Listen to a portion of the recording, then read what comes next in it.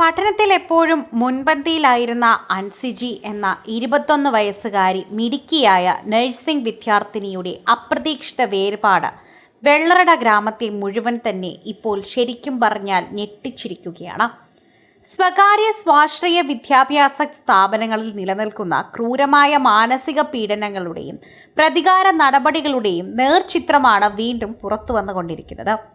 MGR യൂണിവേഴ്സിറ്റിക്ക് കീഴിലുള്ള കന്യാകുമാരി കരിങ്കൽ Bethlehem കോളേജിലെ 3ാം വർഷ വിദ്യാർത്ഥിയായിരുന്ന അൻസിജയുടെ ദുരന്തപൂർണമായ മരണം ഒരു കുടുംബത്തിന്റെ മായാത്ത കണ്ണീരായി മാറുന്നതിനൊപ്പം വിരൽ ചൂണ്ടുന്നത് ഉന്നത വിദ്യാഭ്യാസ മേഖലയിലെ ചോദ്യം ചെയ്യപ്പെടാത്ത അധികാര ദുർവിനിയോഗങ്ങളിലേക്കാണെന്ന് പറയാം.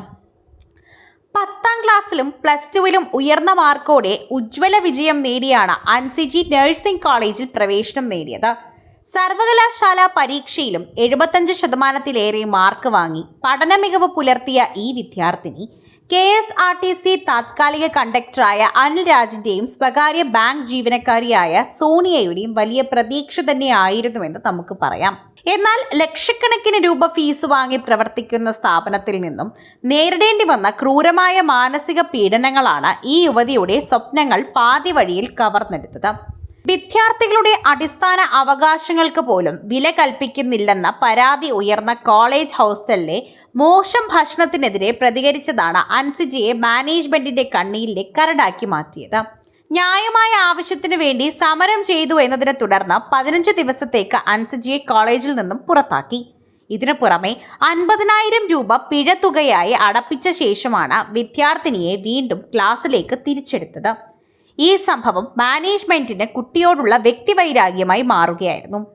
പിഴയടച്ച് തിരികെ പ്രവേശിച്ചതിനു ശേഷവും വിവിധ തരത്തിലുള്ള അനാവശ്യ കാരണങ്ങൾ ഉണ്ടാക്കി അൻസിജയെ മാനേജ്മെന്റും അധ്യാപകരും നിരന്തരം വേട്ടയാടിക്കൊണ്ടിരുന്നു. പ്രതികാര ബുദ്ധിയോടെയുള്ള ഇത്തരം നീക്കങ്ങൾ കുട്ടിയുടെ മാനസിക നിലയെ വൻതോതിൽ തളർത്തി. പഠനത്തിലും ക്യാമ്പസ് ജീവിതത്തിലും മികവ് പുലർത്താൻ ശ്രമിച്ചെങ്കിലും മാനേജ്മെന്റിന്റെ ഭാഗത്തു നിന്നുണ്ടായ നീതികേടും നിരന്തര നിരീക്ഷണങ്ങളും പെൺകുട്ടിക്ക് ഭാഗത്തു നിന്നുണ്ടായ മാനസിക ഭാരമായി മാറി.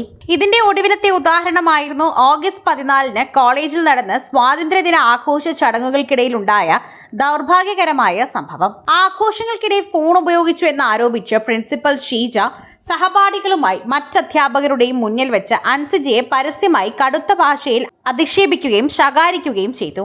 അപമാനഭാരത്താൽ മനംനൊന്ത പെൺകുട്ടി തൊട്ടു പിന്നാലെ കോളേജ് കെട്ടിടത്തിന്റെ 3ാം നിലയിൽ നിന്നും താഴേക്ക് ചാടുകയായിരുന്നു എന്ന് കൂടി പറയാം. സംഭവം നടന്ന ഉടൻ തന്നെ ഗുരുതരമായി പരിക്കേറ്റ അൻസിജയെ തൊട്ടടുത്തുള്ള സ്വകാര്യ ആശുപത്രിയിൽ എത്തിച്ചെങ്കിലും അവിടെയും കോളേജ് അധികൃതരുടെ ഭാഗത്തു നിന്നും കടുത്ത ഉത്തരവാദിത്തമില്ലായ്മയാണ് പ്രകടമായത്.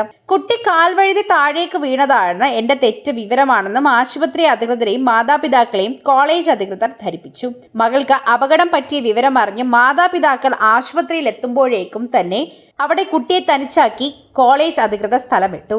ഗുരുതരാവസ്ഥയിലായ അൻസിജയെ പിന്നീട് തിരുവനന്തപുരം സ്വകാര്യ ആശുപത്രിയിലേക്ക് മാറ്റിയെങ്കിലും ചികിത്സയിലിരിക്കെ ജീവൻ രക്ഷിക്കാനായില്ല എന്നതാണ് സത്യം.